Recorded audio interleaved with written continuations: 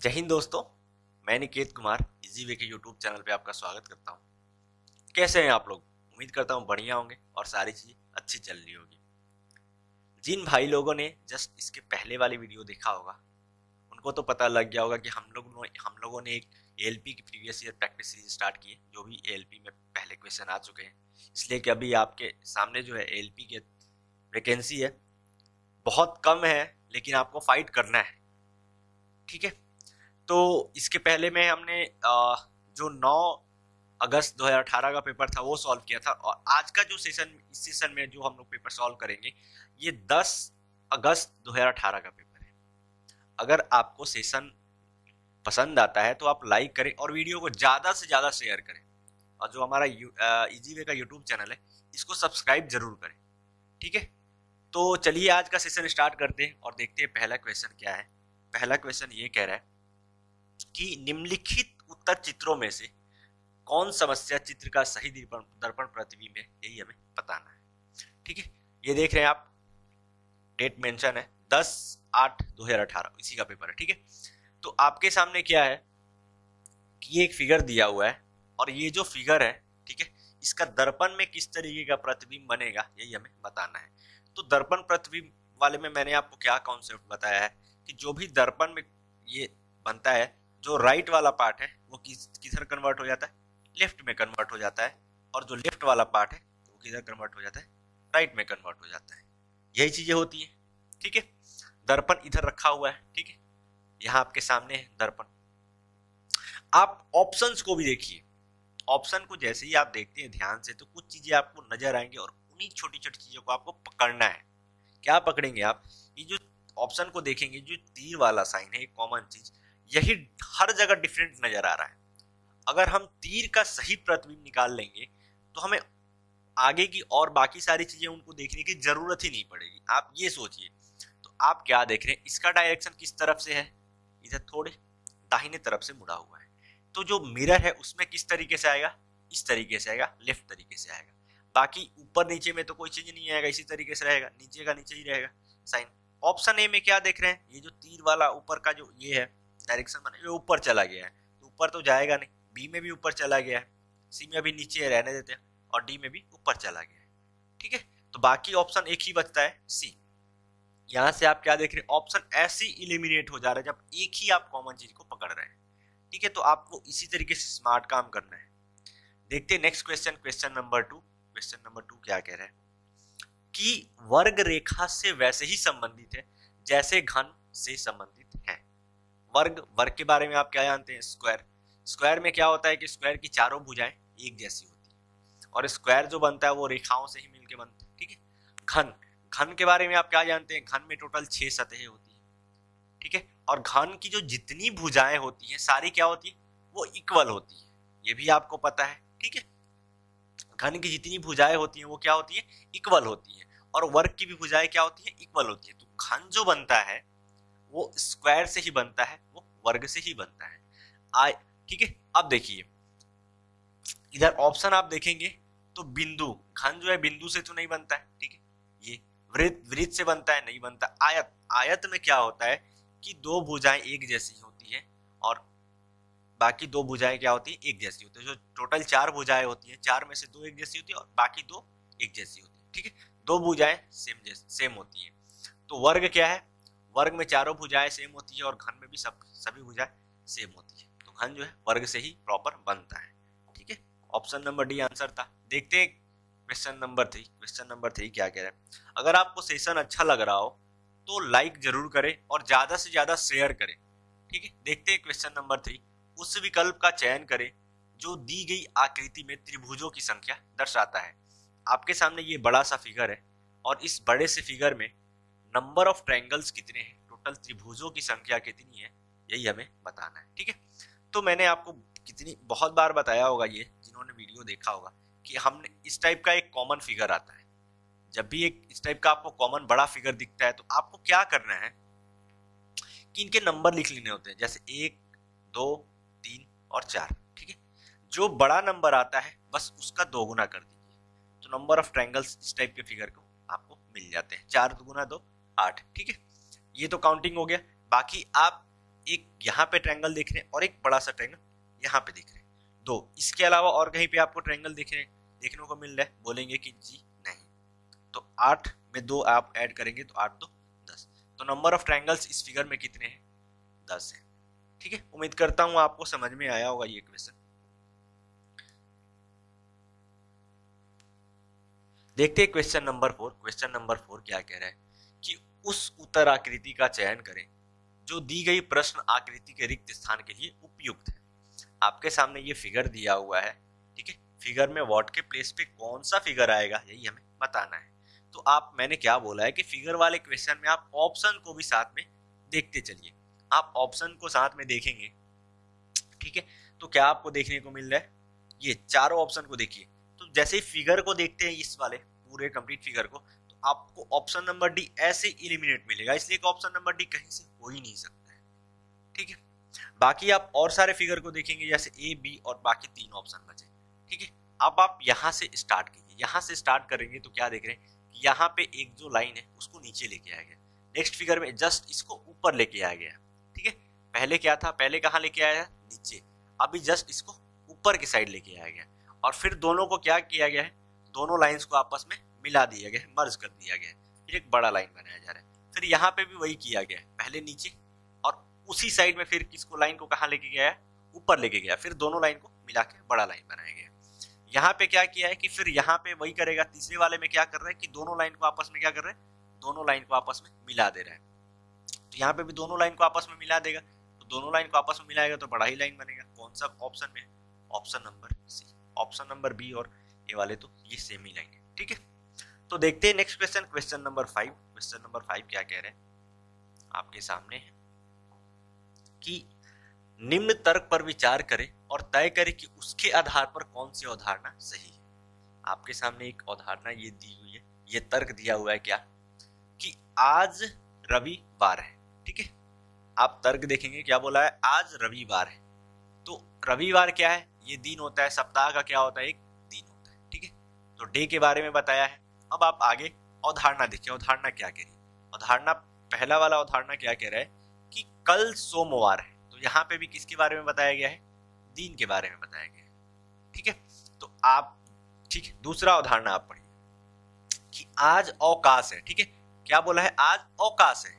लेकिन तर्क में हमें किसके बारे में बताया गया है? दिन के बारे में बताया गया है।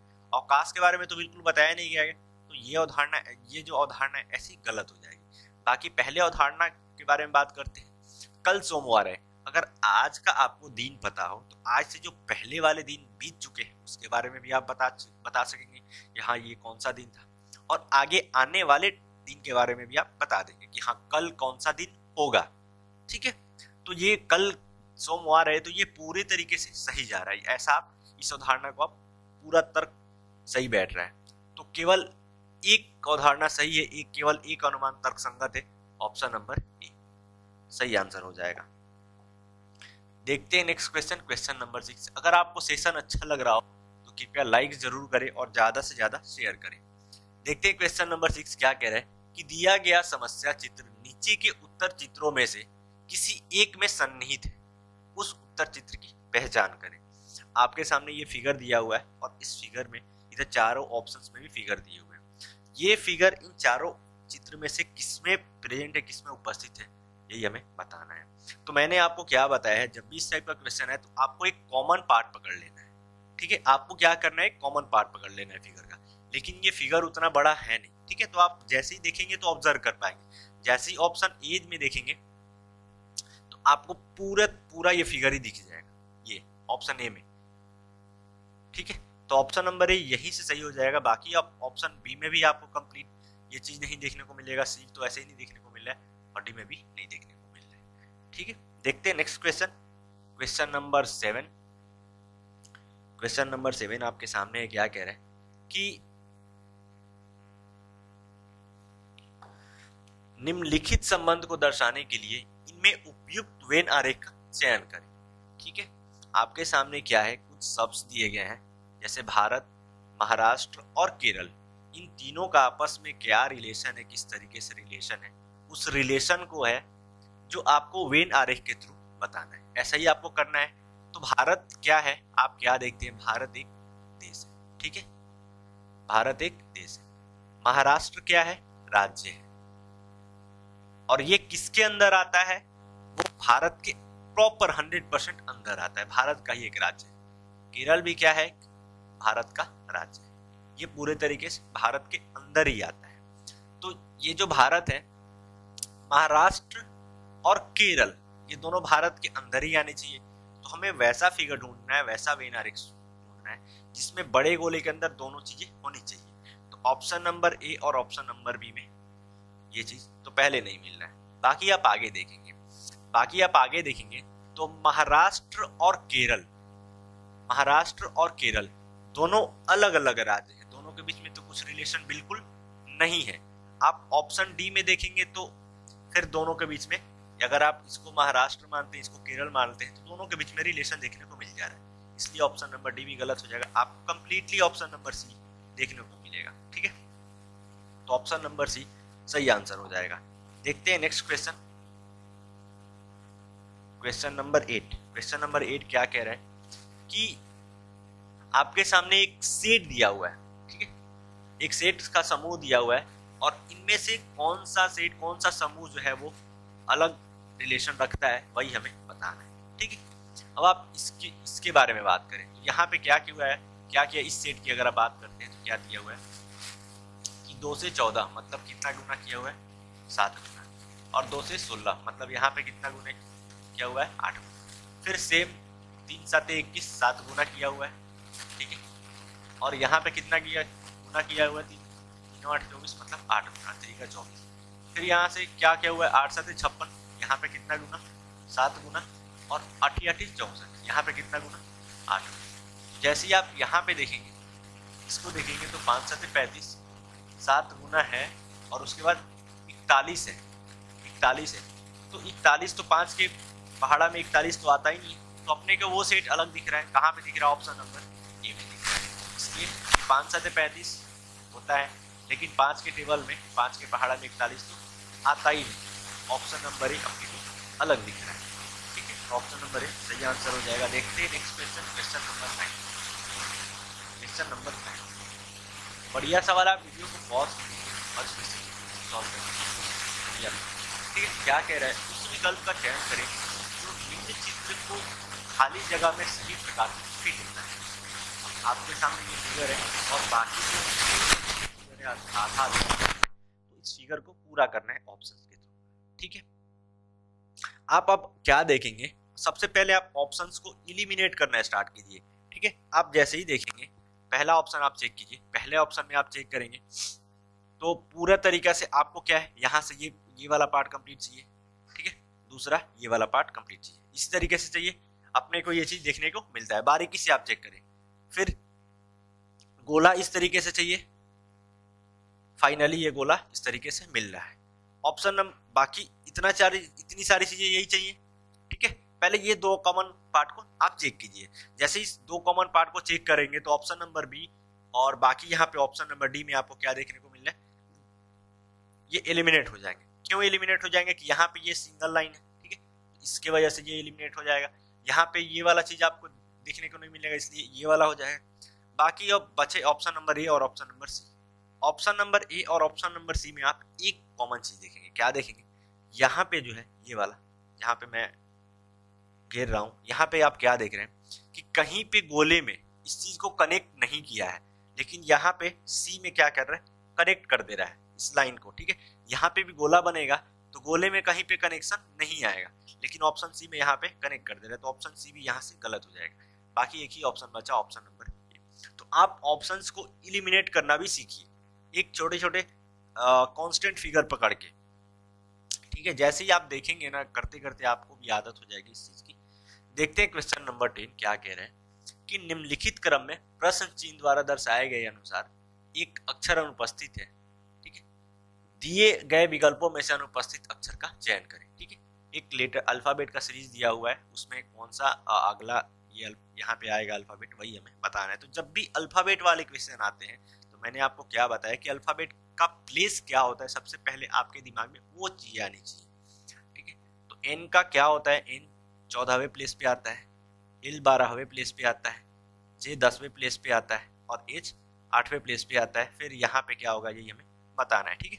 तो अब आप क्या देख रहे हैं, 14 से 12 पे गया है मतलब 2 घटा के लिखा है। फिर 12 से 10 गया फिर 2 घटाया है। फिर 10 से 8 गया फिर 2 घटाया है। तो 8 से कितने पे जाएगा, 2 घटा के लिखेगा तो 6 आएगा। और 6 पे क्या आता है, वो आता है एफ। कौन से ऑप्शन में आपको दिखने को मिल रहा है, option number D. Option number D सही आंसर हो जाएगा। जिनको अल्फाबेट का प्लेस अगर अच्छे से याद होगा ना, उनको लिखने का बिल्कुल भी जरूरत नहीं पड़ेगा, वो बस चीजों को ऑब्जर्व करके सामने से देख के पता लगा ले, ठीक है। देखते हैं क्वेश्चन नंबर 11। क्वेश्चन 11 क्या कह रहा है, आप जो है ना अल्फाबेट का प्लेस, कुछ चीजें जो है बेसिक चीजें वो आप याद कर लीजिए और डे टू डे उनको रिवीजन कीजिए, ताकि आपके वो चीजें सारी टिप्स पे हो जाए। जैसे ये क्वेश्चन नंबर 11 देखते हैं क्या कह रहा है कि दिए गए संबंधित जोड़े के आधार पर अनुपस्थित शब्द चुने। क्या है, आप क्या देख रहे हैं, जैसे ये आपको इस फिगर को देखिए क्या दिख रहा है, इसको लिखा गया है बंच। बंच का मतलब क्या होता है गुच्छा, ठीक है।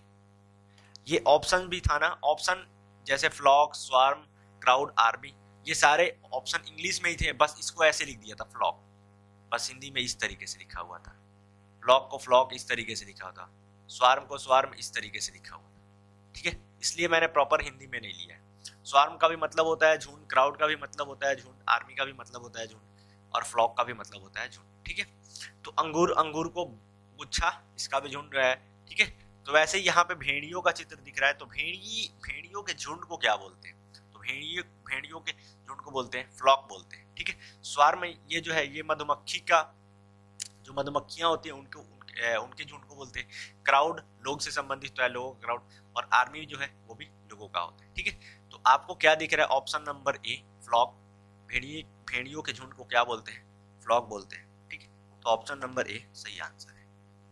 देखते हैं क्वेश्चन नंबर 12। क्वेश्चन नंबर 12 क्या कह रहा है, नीचे दिए गए कथन को सत्य मानते हुए यह ज्ञात करें कि कथन के आधार पर कौन सा निश्चित रूप से निकाला जा सकता है, यही हमें बताना है, ठीक है। आप क्या देख रहे हैं कि आपके सामने कथन दिया हुआ है और इन कथनों को यूज करके कुछ निष्कर्ष निकाले गए हैं, तो कौन सा निष्कर्ष सही निकलता है यही हमें बताना है, ठीक है। अब आप कथन ये पढ़िए। पहला कथन क्या कह रहा है कि सभी बाज जो है वो चील है, ठीक है। सभी बाज, यहाँ बाज को मैं बी से लिख रहा हूँ, चील को मैं सी से लिख रहा हूँ। तो यहाँ पे बाज सभी, तो सभी वाला कथन है, तो बाज क्या हो जाएगा, वो 100 हो जाएगा, और चील कितना हो जाएगा, 50 हो जाएगा। मतलब सब्जेक्ट 100 और ऑब्जेक्ट 50। फिर दूसरा कथन आप पढ़ेंगे, सभी वाला है, पॉजिटिव है, ठीक है, पॉजिटिव स्टेटमेंट है, ये भी पॉजिटिव है। क्या कह रहा है कि सभी चील पक्षी हैं, चील सी यहाँ पे कितना है, 100 है, और पक्षी को मैं पी से लिख रहा हूँ, पी कितना है, 50, ठीक है। ऑब्जेक्ट है 50, यही हो जाएगा, ठीक है। अब आप निष्कर्ष को देखिए, निष्कर्ष को देखेंगे आप, तो निष्कर्ष पहला क्या रहा है कि कुछ पक्षी बाज है, तो चलिए पॉजिटिव ही निकलेगा, पॉजिटिव स्टेटमेंट, पॉजिटिव ही कंक्लूजन देते हैं, तो चलिए पॉजिटिव निष्कर्ष है। कुछ पक्षी बाज है, पक्षी यहाँ पे कुछ वाला ये कह रहा है हमारा लाइन कुछ, तो पक्षी कितना हो जाना चाहिए, 50 हो जाना चाहिए, और बाज भी कितना होना चाहिए, 50 होना चाहिए। तो देखने को मिल रहा है क्या आपने को, ठीक है। मैं एक इस तरीके से लिख दे रहा हूँ आमने सामने, ताकि आपको चीजें समझ में आ जाए। ये बी जो है 100 है पहले वाले स्टेटमेंट में, और सी 50 है, ठीक है। ये पहले वाला स्टेटमेंट है। जो दूसरा वाला स्टेटमेंट है इसमें क्या कह रहा है कि चील, सी जो है वो 100 होना चाहिए, और उधर पक्षी पी जो होना चाहिए 50 होना चाहिए। अब आप इसको निकालिए निष्कर्ष को, कि आपको पक्षी कितना होना चाहिए, पक्षी यहाँ पे 50 होना चाहिए, बिल्कुल है, ठीक है। दोनों को बाज और पक्षी पहले वाले निष्कर्ष में कैसे, कहाँ पे, बाज यहाँ पे, पक्षी यहाँ पे, तो 1 और 2 दोनों को यूज करके बनाए गए। तो दोनों आपस में कब मर्ज होंगे, जब सबसे पहले तो पॉजिटिव है दोनों, ठीक है। कब मर्ज होंगे, जब दोनों में से एक जो कॉमन पार्ट है, जैसे यहाँ पे ये चील कॉमन है, तो एक कॉमन की वैल्यू कितनी होनी चाहिए, 100 होनी चाहिए, तो दोनों मर्ज हो जाएंगे। तो यहाँ पे 100 दिख रहा है एक में से, ठीक है, तो इससे चील से चील ये कट जाएगा, मर्ज हो जा रहा है, ठीक है। अब आपको कितना बनाना है, 50-50 बनाना है, तो 100 को आप 50-50 आराम से बना सकते हैं। तो निष्कर्ष 1 ऐसे ही सही निकल रहा है, ठीक है। दूसरा निष्कर्ष देखते हैं, कुछ वाला है, पॉजिटिव निष्कर्ष दिख रहा है। बाज कितना होना चाहिए, 50 होना चाहिए, और पक्षी यहाँ पे भी कितना होना चाहिए, 50 होना चाहिए। कुछ बाज पक्षी ऐसा कह रहा है, ठीक है। तो फिर कॉमन बाज और पक्षी यहीं पे मिल रहे हैं, ठीक है। दोनों तो 1 और 2 दोनों को यूज करके मिल रहा है। फिर दोनों स्टेटमेंट को मर्ज कर रहे हैं आप, तो एक कॉमन अपने को कॉमन क्या दिख रहा है, चिल दिख रहा है, और एक कॉमन की वैल्यू 100 है, तो मर्ज इजिली हो सकता है। ठीक है, तो दूसरे कंक्लूजन में क्या कह रहे हैं, दोनों 50-50 चाहिए, तो आप यहाँ पे बाज कितना है 100 है, तो 100 को आप 50 इजिली कन्वर्ट कर सकते हो, बाकी तो पक्षी 50 है ही, तो ये भी क्या जा रहा है, सही जा रहा है। तो दोनों निष्कर्ष निकल रहे हैं, कौन से ऑप्शन में है, ऑप्शन नंबर ए, तो ऑप्शन नंबर ए अपना सही आंसर हो जाएगा। देखते हैं next question, question number 13। Question number 13 क्या कह रहा है कि एक्स गाड़ी दक्षिण की ओर 30 किलोमीटर जाता है और दाहिने मुड़कर 30 किलोमीटर सीधे जाने के बाद बाईं ओर मुड़ जाता है। ठीक है, बाईं ओर मुड़ने के बाद क्या कह रहा है कि फिर सीधा 20 किलोमीटर जाता है और पुनः बाएं 30 किलोमीटर मुड़कर सीधे जाता है, तो एक्स अपने प्रारंभिक स्थान से अब कितनी दूरी पर है, यही हमें बताना है। क्या कह रहे हैं, आपको क्या पता है, ये डायरेक्शन में यही सारी चीजें होती है। ये ईस्ट होता है, ईस्ट मतलब पूर्व, ये नॉर्थ होता है, नॉर्थ मतलब ये उत्तर, ये साउथ होता है, साउथ मतलब दक्षिण, और ये वेस्ट होता है, वेस्ट मतलब पश्चिम। ठीक है, यही सारी चीजें होती है। बाकी आप डायरेक्शन का एक कॉन्सेप्ट और क्या कहता है कि जब आप राइट मुड़ते हैं तो कैसे जाते हैं, इसका मतलब क्या होता है, क्लॉकवाइज मतलब घड़ी के दिशा में। अगर आप लेफ्ट मुड़ते हैं तो क्या होता है, एंटी क्लॉकवाइज मतलब घड़ी के ठीक विपरीत दिशा में। तो ये क्लॉकवाइज जा रहा है तो ये एंटी क्लॉकवाइज हो जाएगा। ठीक है, घड़ी के विपरीत दिशा में हो जाएगा। ठीक है, सिचुएशन अपना ऐसे ही कह रहा है। चलिए अब आप क्या देखिएगा, ये भी तो ऐसे, सॉरी ये एंटी क्लॉकवाइज। ठीक है, इस तरीके से हो जाएगा लेफ्ट का मतलब। अब आप क्या देख रहे हैं, आप क्वेश्चन को ध्यान से पढ़िए। क्वेश्चन पहले क्या कह रहा है कि एक्स दक्षिण दिशा की ओर 30 किलोमीटर जा रहा है। दक्षिण किधर है, एक्स यहाँ से चलना स्टार्ट करता है। ठीक है, एक्स यहाँ से चलना स्टार्ट करता है, पहले कहाँ जाता है, दक्षिण की तरफ। कितना जा रहा है, 30 किलोमीटर जा रहा है। ठीक है, उसके बाद क्या कह रहा है कि वहां से दाहिने मुड़ जाता है।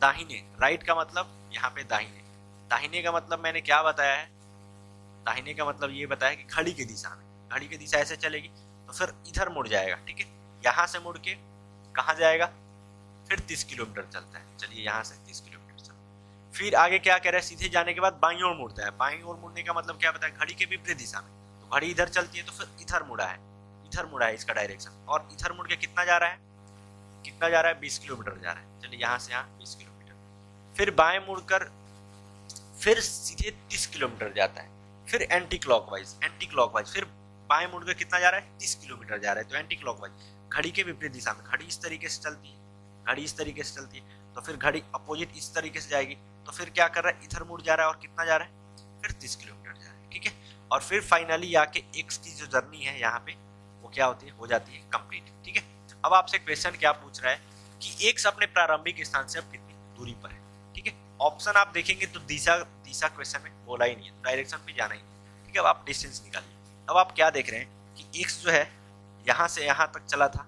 ठीक है, फिर यहाँ से यहाँ वापसी भी आ गया, तो ये वाला 30 ऐसे ही खत्म हो जाएगा। बाकी अब यहाँ से यहाँ जो आपकी डिस्टेंस है, यहाँ से यहाँ एक्स स्टार्ट किया था, तो यहाँ से यहाँ 30 है, और यहाँ से यहाँ कितना है, आमने सामने ये 20 है, तो टोटल कितना हो जा रहा है, 30 और 20 50, यही हो रहा है। तो कौन से ऑप्शन में 50 दे रहा है, ऑप्शन नंबर सी। तो ऑप्शन नंबर सी सही आंसर।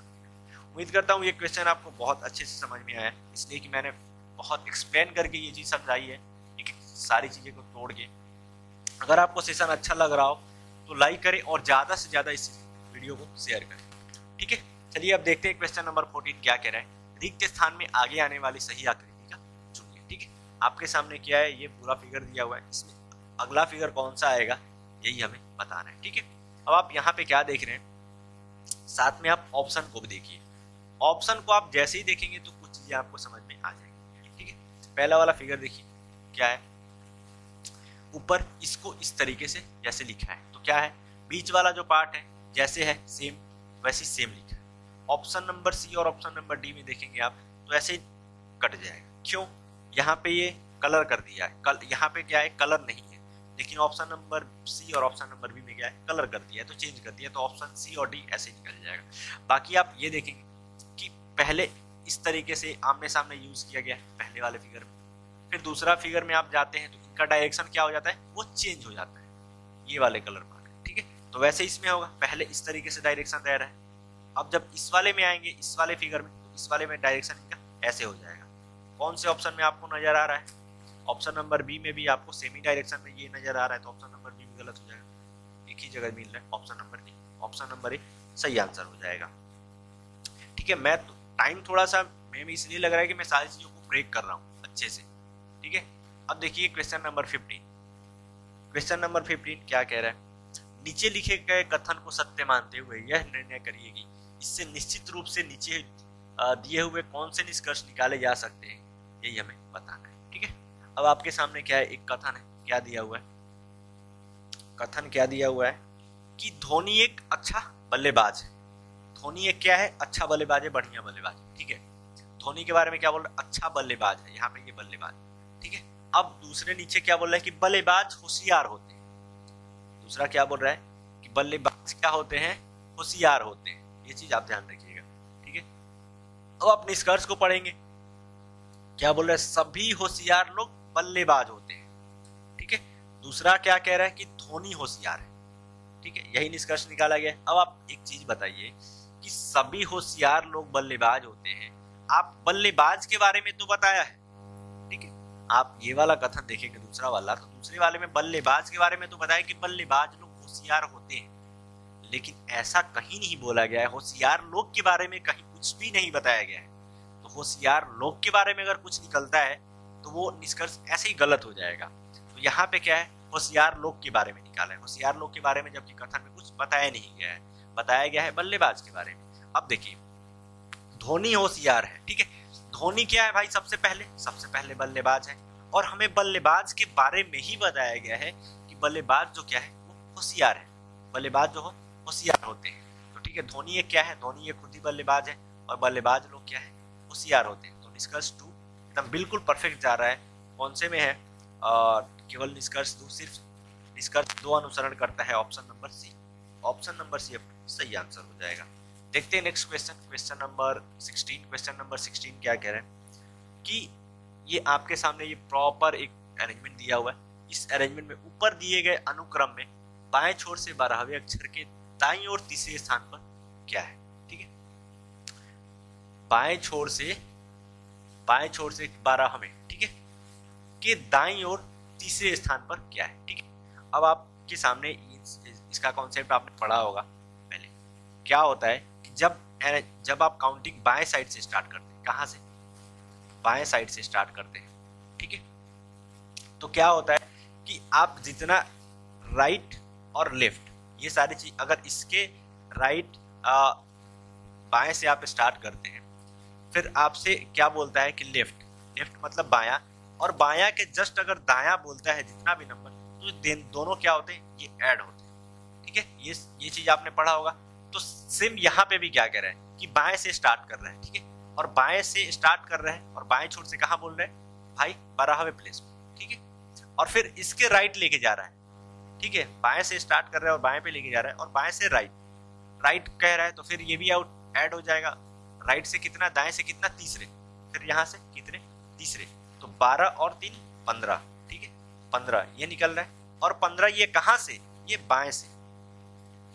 कॉन्सेप्ट हमारा यही कहता है, इसी तरीके से होता है। तो बाएं से आप 15वें प्लेस पे काउंट कर लीजिए, मतलब 1 2 3 4 5 6 7 8 9 10 11 12 13 14 15। ठीक है, 15 पे क्या आ रहा है? बी आ रहा है। तो ऑप्शन नंबर बी सही आंसर हो जाएगा। ठीक है, देखते हैं next question, question number 17। Question number 17 क्या कह रहे हैं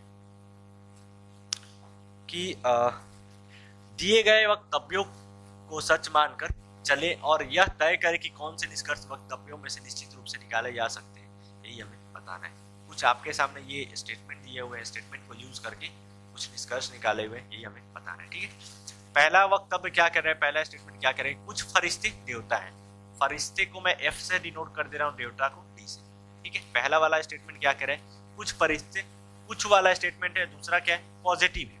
तो कुछ फरिश्ते एफ कितना हो जाएगा? यहाँ पे एफ हो जाएगा 50, और देवता डी कितना हो जाएगा? कुछ वाला स्टेटमेंट है तो ऑब्जेक्ट में 50। ठीक है, फरिश्ते भी यहाँ पे 50 और देवता भी 50।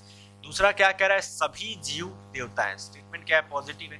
दूसरा ऑल वाला है, सभी वाला है, तो सब्जेक्ट क्या हो जाएगा? 100 हो जाएगा, और ऑब्जेक्ट 50 हो जाएगा। ठीक है, तो जीव को मैं जे से डिनोट करता हूँ, डी ठीक है। दूसरा वाला स्टेटमेंट क्या कह रहा है कि जीव जो है वो 100 है यहाँ पे, और देवता डी जो है यहाँ पे डी 50 है, ठीक है। अब आप निष्कर्ष देखिए, निष्कर्ष क्या बोल रहा है, कुछ फरिश्ते जीव हैं। क्या है, कुछ फरिश्ते जीव हैं, मतलब ये फरिश्ते यहाँ पे 50 होना चाहिए। चलिए निष्कर्ष तो पॉजिटिव है, चलिए यहाँ पे देखते हैं, फरिश्ते 50 होना चाहिए और जीव भी कितना होना चाहिए, 50 होना चाहिए। दूसरा आप ये चीज देखेंगे, दूसरे वाले फरिश्ते और जीव, फरिश्ते और जीव कहां से निकल रहा है, दोनों स्टेटमेंट को यूज करके निकल रहा है। डी जो है ये डी, ये दोनों में कॉमन दिख रहा है, ठीक है, और दोनों स्टेटमेंट को यूज करके जो है ये वाला निष्कर्ष निकाला जा रहा है, पहला वाला निष्कर्ष, ठीक है। तो आप क्या जानते हैं, कॉन्सेप्ट हमारा क्या कहता है कि जब भी दो स्टेटमेंट्स को यूज करके कोई निष्कर्ष निकाला जाए और उसमें जो कॉमन पार्ट निकलता है, हमारा कॉमन पार्ट, तो कॉमन पार्ट में से मिनिमम एक वाले में वैल्यू जो है होनी चाहिए वो 100 होनी चाहिए। तो यहाँ पे आप डी वाले में कॉमन तो निकल रहा है दोनों जगह पे, लेकिन हर जगह क्या है, वैल्यू 50 है। तो इन दोनों को यूज करके कोई निष्कर्ष नहीं निकल सकता है, तो इसलिए निष्कर्ष 1 जो क्या हो जाएगा, वो गलत हो जाएगा, ठीक है, इसलिए कि कॉमन पार्ट की वैल्यू कितनी है, 50 है। दूसरा निष्कर्ष आप देखेंगे, कुछ जीव फरिश्ते हैं, कुछ जीव, जे और एफ, इसका निष्कर्ष निकाला गया है। फिर मतलब 1 और 2 को यूज करके निकाला गया है, तो 1 और 2 को यूज करके कोई निष्कर्ष निकल ही नहीं सकता। इसके क्यों नहीं निकल सकता है, इसलिए कि कॉमन वैल्यू है वो मिनिमम एक किसी की 100 होनी चाहिए किसी एक स्टेटमेंट में, लेकिन है नहीं, दोनों जगह क्या है, 50-50 ही है। इसके वजह से दोनों को यूज करके निष्कर्ष निकाला ही नहीं जा सकता है, ठीक है। तो ऑप्शन नंबर निष्कर्ष 2 भी क्या हो जाएगा, गलत हो जाएगा। तो ना ही 2 निकलता है और ना ही 1 निकलता है। कौन से ऑप्शन में है, 1 और दोनों सही नहीं है, ऑप्शन नंबर ए में, ठीक है। देखते हैं नेक्स्ट क्वेश्चन। नेक्स्ट क्वेश्चन अपना क्वेश्चन नंबर 18 क्या कह रहा है, बढ़िया सवाल है। क्वेश्चन नंबर 18 आपके सामने क्या कह रहा है कि मैट का गायब से MA फिर ये डैश का गायब अक्षर है, ठीक है।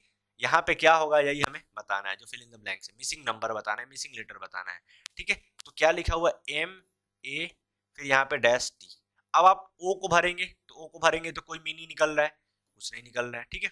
अब आप R को भरिए, R, तो क्या फाइनली बन रहा है, MART, ठीक है। मार्ट, बी मार्ट वगैरह आपने सुना है, तो ये परफेक्ट वर्ड बन रहा है, ठीक है, परफेक्ट वर्ड बन रहा है। तो यहीं पे ऑप्शन नंबर बी ही अपना सही आंसर हो जाएगा। बाकी आप आगे क्यों चेक करेंगे, बाकी आप आगे चेक कर लेंगे तो MA फिर P भरने को मिल रहा है, P और T, कुछ वर्ड नहीं बनता है, मैप्ड, खाली मैप रहता बन जाता। बाकी यहाँ पे एक C लिखा रहा है, तो MACT, ये भी एक कुछ भी वर्ड नहीं होता है, तो ये सारे ऑप्शंस क्या हो जाएंगे, ऐसे गलत हो जाएंगे, ठीक है। देखते हैं नेक्स्ट क्वेश्चन, क्वेश्चन नंबर 19 क्या कह रहा है, बढ़िया सवाल है कि दिए गए प्रश्न पर विचार करें और निर्णय लें कि प्रश्न का उत्तर देने के लिए निम्न में से कौन सा कथन पर्याप्त है। क्या है, आपके सामने कुछ ये दिया हुआ स्टेटमेंट्स दिए हुए, ठीक है। ये जैसे आप देखिए, अब क्या है कि प्रश्न को पढ़िए, क्या कह रहे हैं, यदि एक्स ने इतिहास, भाषा और विज्ञान में औसतन कितने मार्क्स लेके आए, 50 मार्क्स लेके आए, ठीक है। एक्स ने कितना मार्क्स लेके आया, एवरेज, ठीक है। इतिहास मतलब हिस्ट्री में, ठीक है, और इधर भाषा भी मैंने लिख, या फिर भाषा को बोलते हैं लैंग्वेज में, और साइंस में, विज्ञान में, तीनों में मिला के एवरेज, इनका एवरेज कैसे निकालेंगे आप, इसी तरीके से निकालेंगे। एवरेज आप निकालते हैं तो एवरेज कितना आ रहा है इनका, इन तीनों का एवरेज कितना लेके आया है, 50 मार्क्स लेके आया, ठीक है, ऐसा ही कह रहा है। फिर आगे क्या कह रहा है, तो विज्ञान में उसे कितने अंक प्राप्त हुए हैं, यही हमें बताना है, ठीक है, विज्ञान में। अब कथन क्या दिया हुआ है कि उसका इतिहास और भाषा में औसतन 25 अंक है, ठीक है, पहला वाला। दूसरा वाला क्या कह रहा है, उसे भाषा में 30 अंक प्राप्त हुए हैं। तो अब आप बताइए, आपको साइंस का निकालना है, किस आप उसका साइंस में जो है वो कितना मार्क्स आया है, यही हमें निकालना है, ठीक है। बस इतना ही आपसे पूछ रहा है। तो आप ये बताइए कि जब टोटल आपको पता है उसका हिस्ट्री प्लस लैंग्वेज और प्लस साइंस में मिला के कितना आ रहा है, एवरेज दे रहा है 50, ये 50, और में 3 सब्जेक्ट है तो 3 से मल्टीप्लाई कर देंगे तो आपको टोटल मिल जाएगा 150, ठीक है। अब आपको खाली साइंस का बताना है। आप पहले वाला कथन देखेंगे तो क्या बोल रहा है, इतिहास, हिस्ट्री और लैंग्वेज, इन दोनों का एवरेज कितना दे रखा है भाई साहब, ये 25 दे रखा है, मतलब हिस्ट्री और प्लस लैंग्वेज, इन दोनों का एवरेज कितना दे रहा है, 25 दे रहा है। तो यहाँ पे आप हिस्ट्री और प्लस लैंग्वेज का कितना निकाल लेंगे, ये 25 और गुना 2 मतलब कितना आ जा रहा है, 50 आ जा रहा है। ठीक है, तो बाकी बचा साइंस, तो साइंस का आप कैसे निकालेंगे, 150 में से अगर आप इन दोनों सब्जेक्ट का घटा देंगे तो आपको कितना मिल जा रहा है, 100 मिल जा रहा है। तो साइंस का यहीं से आपको निकल जा रहा है। ठीक है, तो पहले कथन से ही आप निकाल सकते हैं, दूसरे की जरूरत ही नहीं। ठीक है, तो पहला ही वाक्य क्या है, पर्याप्त है। कौन से ऑप्शन में आपको दिख रहा है, प्रश्न का उत्तर देने के लिए केवल एक पर्याप्त है परंतु दो केवल पर्याप्त नहीं है। सही बात है, तो ऑप्शन नंबर ए में ही अपने को मिल जा रहा है। देखते हैं नेक्स्ट क्वेश्चन, क्वेश्चन नंबर 20 क्या कह रहा है कि 8 बजे घड़ी की दोनों सुइयों के बीच में बने कोण का मान क्या होगा, यही हमें बताना है। ठीक है, आपके सामने क्या है, आपको क्या पता है कि एक घंटे में आवर्स वाली जो घंटे वाली सुई होती है और मिनट वाली सुई होती है। ठीक है, तो 1 आवर में इन दोनों के बीच में कितना डिग्री का कोण बनता है, ये आपको पता है कितने डिग्री का कोण बनता है, तो बनता है भाई 30 डिग्री का कोण इन दोनों के बीच में। ठीक है, जैसे ये आपके सामने एक घड़ी हो गई। ठीक है, यहाँ पे ये आपका मिनट वाला सुई है। ठीक है, और ये आपका जो है घंटे वाला सुई है। तो इन दोनों के बीच में कितना डिग्री का कोण बनता है, एक घंटे में 30 डिग्री का कोण बनता है। ठीक है, अब आपसे बोला कितना है, 8 बज रहा है और 8 से कितना पे पहुंचा है, 8 बजे घड़ी की सुई दोनों सुइयों के बीच में, तो 8 से, ठीक है 8 बज रहा है, तो 8 बज रहा है। ठीक है, तो प्रॉपर आप यहाँ पे ये बनाएंगे। ठीक है, तो 8 कैसे बजेगा, 8 यहाँ पे होता है। ठीक है, 8 यहाँ पे होता है, तो जो घंटे वाली सुई होगी, जो आवर वाली सुई होगी वो यहाँ पे होगी, और जो मिनट वाली सुई होगी वो कहाँ पे होगी, यहाँ पे होगी, यही होगी। तो अब इसके बीच में 9 यहाँ पे, 10 फिर 11, टोटल कितना बन रहा है, अब देखिए 30 30 60 30 90 और 30 120, टोटल कितना बन रहा है, 4 घंटे का अंतर आ रहा है, 4 ये, तो टोटल कितना बन रहा है, 120 डिग्री का कोण बन रहा है। कौन से ऑप्शन में है, ऑप्शन नंबर बी, तो ऑप्शन नंबर बी अपना सही आंसर हो जाएगा। ठीक है, देखते हैं नेक्स्ट क्वेश्चन।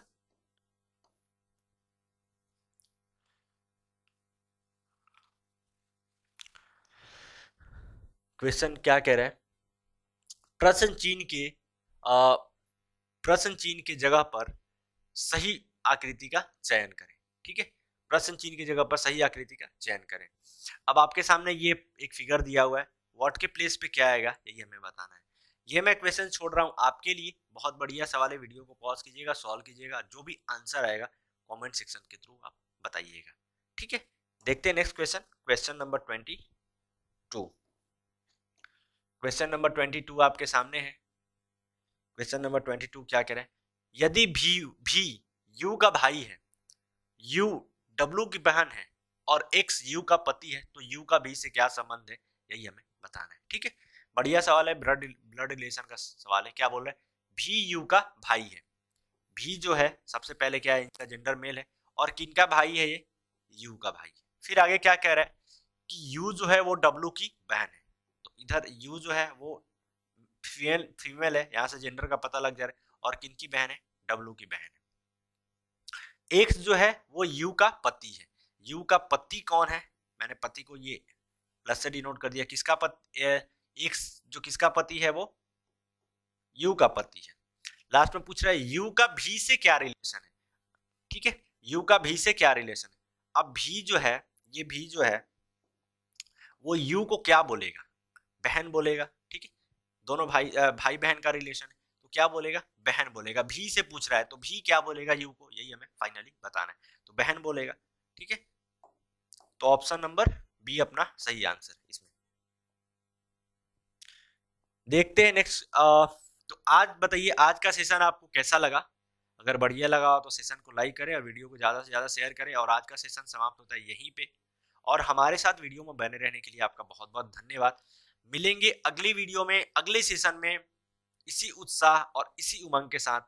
तब तक के लिए आपका बहुत बहुत धन्यवाद, और अपनी तैयारी जो है और जोरों तोर से कीजिए।